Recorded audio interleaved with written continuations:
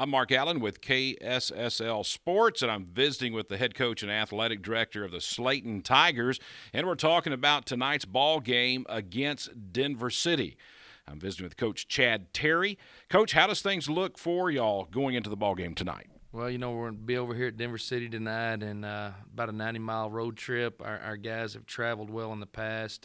It's a big game. They're 8-0. They're top 20 team in the state, and they're playing really good right now. Beat a good Idalou team 35-21, and have just kind of been playing good, getting a lot of breaks. You watch them on film, and they make those breaks, but the ball has really bounced their way. Very talented quarterback, a good aggressive defense, and some really fantastic skill kids at the receiver spot.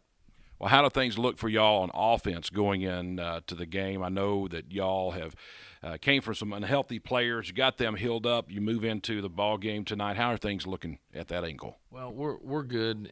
Bryce is healthy for the first time. Last week he got out of the game for the first time in about 6 weeks, and he felt good and kind of got some reps. We're moving Justin Escobar back out to receiver where he's a little more comfortable.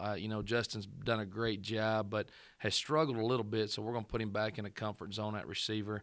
And his little brother's going to be across the sideline from him tonight on the other side, Ryan Escobar. And, we moved Ryan up a few weeks ago as sophomore, and he's really come in and sparked us offensively. And then our backfield, another sophomore, Avion Williams, last week had 60 yards rushing and on 5 carries. And Nate Guerra's done a great job back there as well. And defense, what's defense looking like?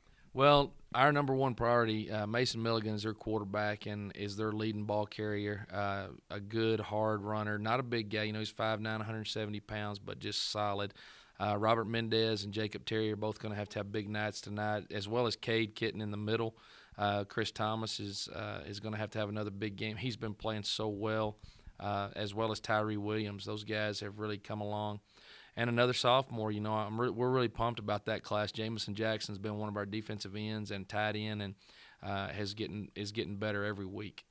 How do things look for y'all going into? Let's look down the road a little bit into the playoffs. How's the playoff scenario looking? Well, our district is really the top 5 teams are kind of battling things out right now. Denver City sets 1, Idalou sets 2, Brownfield sets 3. All 3 of those have beaten us in Kermit. So it really comes down to next week, week 10. It'll be parent night. We've got a huge game at home. The winner of us in Kermit will be in the playoffs, and we get them right here at Tiger Stadium.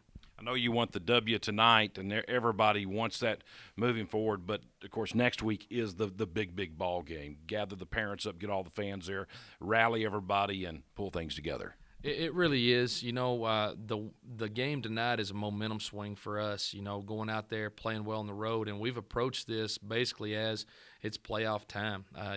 Playing on the road, learn how to win on the road tonight, come back home next week and lock up a playoff spot for the first time in 7 years. And, I think our kids are kind of understanding that. And, again, I can't say enough about their practices. We've just had tremendous practice, tremendous effort. And we just hope next week on Parent Night we have a great crowd. We want to pack Tiger Stadium, standing room only, and punch our ticket into the 2013 playoffs. Well, Coach, thank you. We appreciate your time today, and we are looking forward to the Tigers going into the playoffs. I'm Mark Allen with KSSL Sports.